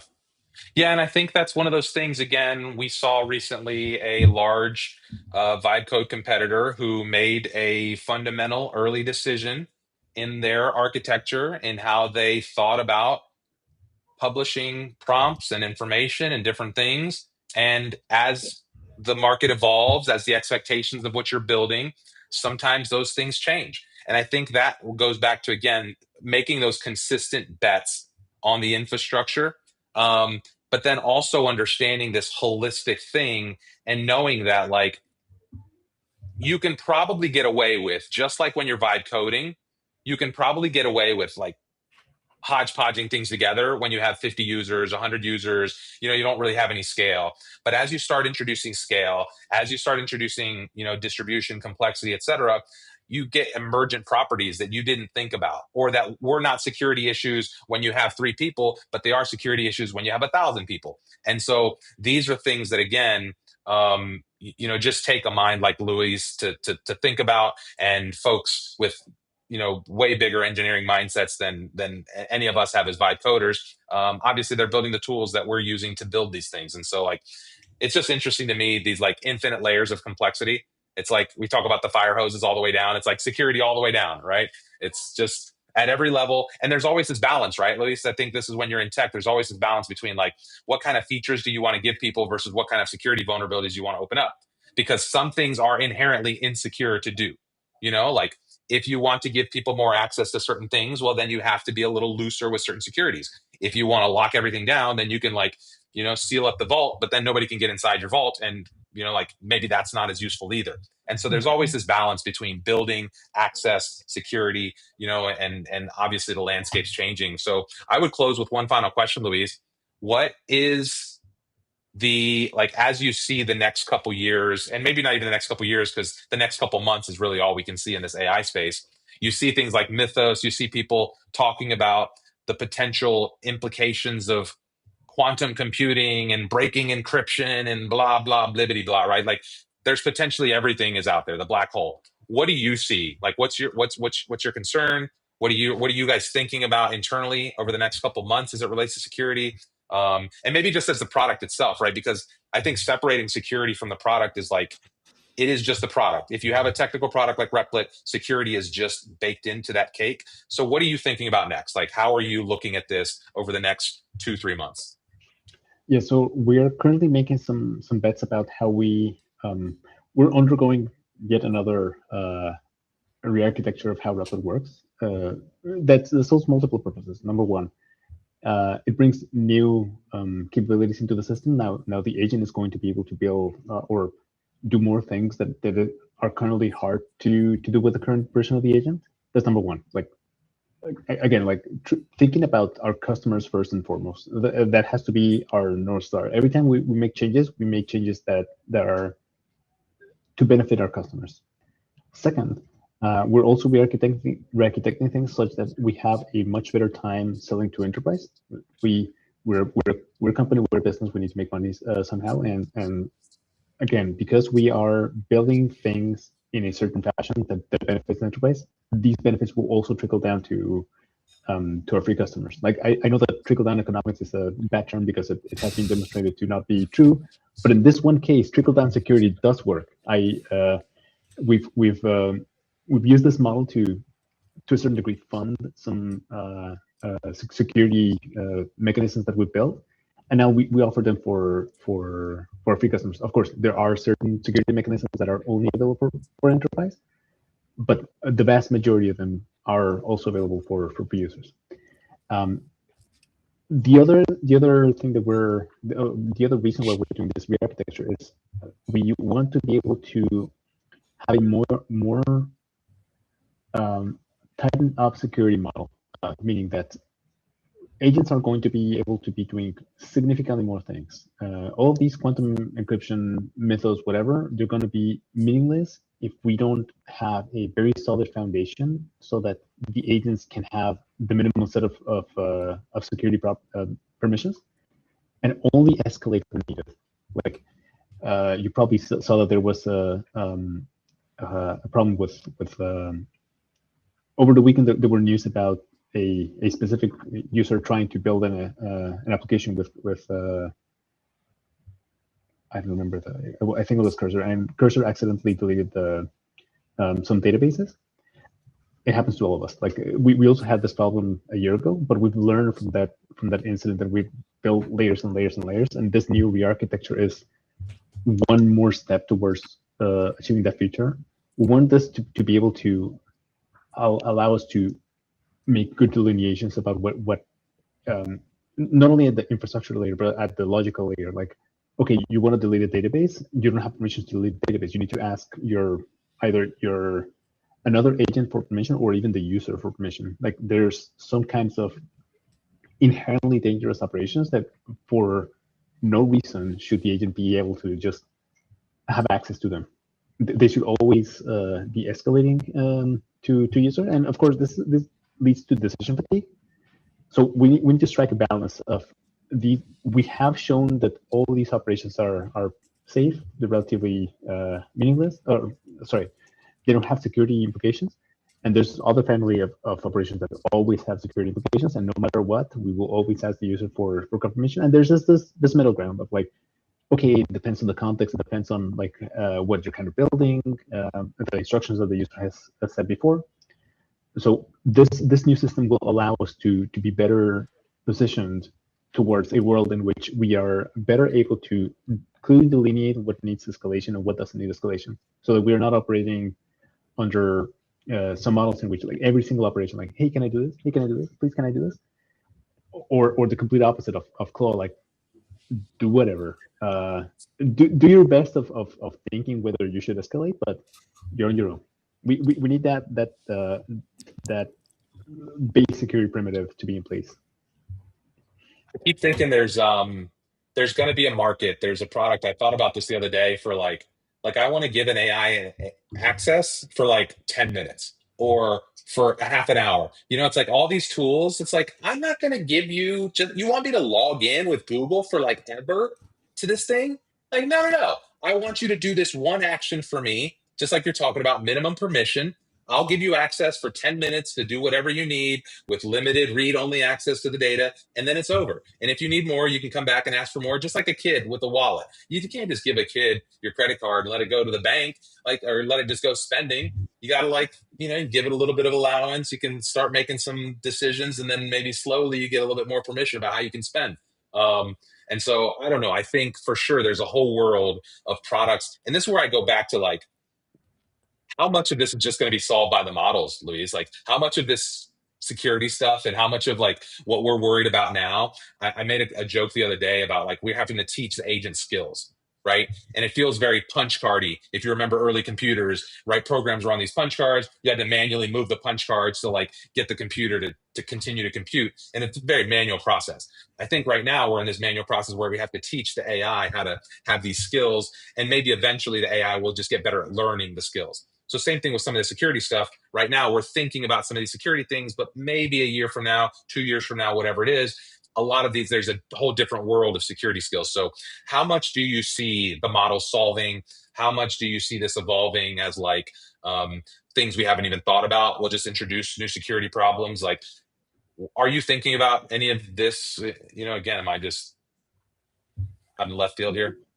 Yeah, so you probably have heard the general conversation center around, we have the models and we have the harness. The harness is like the environment where the models are running, the models and the agents as well.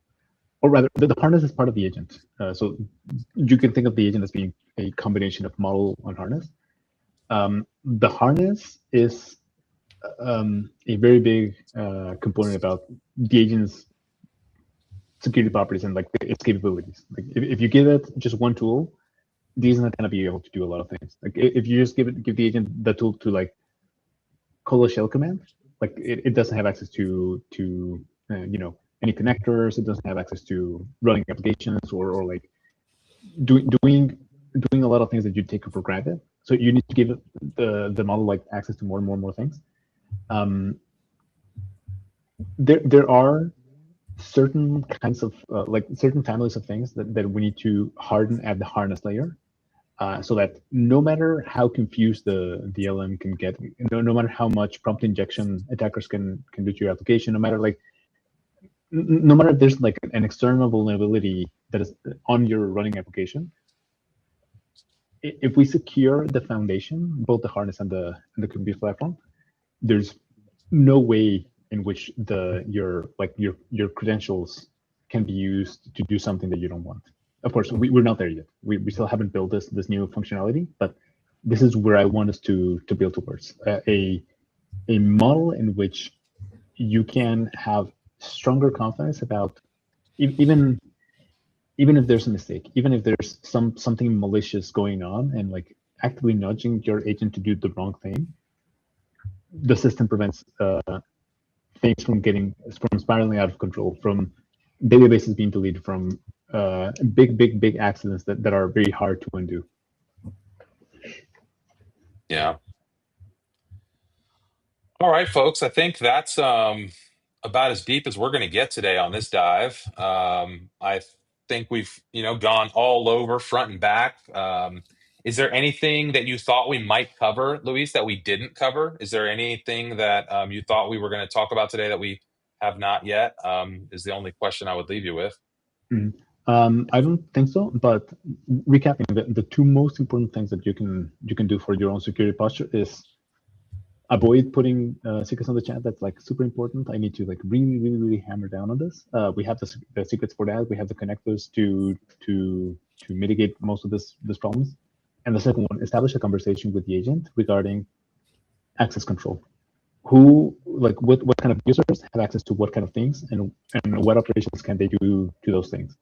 If you master those two concepts, or rather, if you master the second concept and prevent doing the first concept, your security posture of your application is going to be leaps and bounds ahead of everything else. And for the rest, we'll be your partner in building a secure application, an application that is resilient against this kind of problems. We have all the tools that are compounding together to establish a good security foundation for your application. Yeah, and I think that's it. Again, keep showing up for the streams, keep learning. We're going to upskill you all. Our goal is to teach you how to use these tools, not just to build fancy prototypes, but again, to take these out and build real production ready software. People are building real things with this. People are making real money. You just saw the Race to Revenue release. That's a cool series. If you haven't seen that, go check that out on the Replit socials. I mean, so many opportunities to just get in front of this. We talk all the time, Manny, about vibe coding being the fundamental skill as a builder, as a creator in the current day. Luis, thank you so much for taking time to share with us and share your insights and knowledge. Hopefully everyone watching this took a little bit something that they can take to the bank, especially as you talk to a client, as you think about your next project, as you think about how you're going to, again, build your career, your business, whatever it is with what you're doing. These are the types of skills and knowledge and things that you need. So yeah, thanks everyone for hanging with us. Manny, any final thoughts? What say you as we wrap up here? I just saw this comment recently. I just wanted to close with this idea that you have a builder here that hasn't really thought about security too much, but just feels really good about Replit taking care of a lot of the hard part. And I think that's it. We're trying to abstract a lot of the difficult parts that comes with being a builder, whether that's on the building side, like setting up your own databases or authentications or putting in AI into your application, but also on the security side. Folks like Luis, a lot of folks are doing a lot of hard work to make that as seamless as possible, as secure by default as possible. So I just feel like you can build with confidence when you're on Replit. And as Luis mentioned, don't put your API keys in the chat. and master access control. That's a great tip.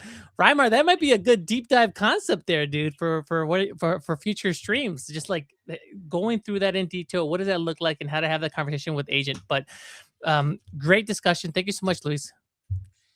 Yeah, no, I think one of the things that I would like to do in a future upcoming stream is not do the prep work ahead of time. Because I think the thinking through, right? And I don't mean that it's like, I want to be lazy and I don't want to show up ready for work, right? Like, that's not what I'm saying.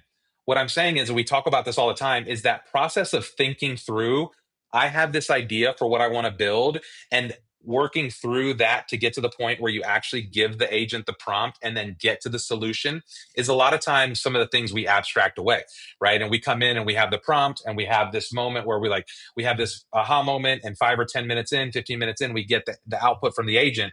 But really, oftentimes it's like that hour before. It's the setting up. And Luis, maybe you can speak to this a little bit. It's like, it's the foundational. When you're dealing with security, when you're dealing with infrastructure, you can't just go build the skyscraper in the glass. You have to lay the foundation. You have to put the pilings. You have to think a little bit about what the beginning looks like. And so maybe we'll start, trying to figure out how to expose some of that, especially in the office hours and in the Discord. So anyway, I think with that, we'll leave it here. Thanks, everyone. This has been a great conversation. And yeah, hopefully we'll do it again. We got to get Luis. We got it soon in person. All of us in the same room. Next time we're at Replit HQ. We got to do this all in person one more time. A lo mejor en español. Sí, en español. En español, sí. Well, all right. Thanks, everyone.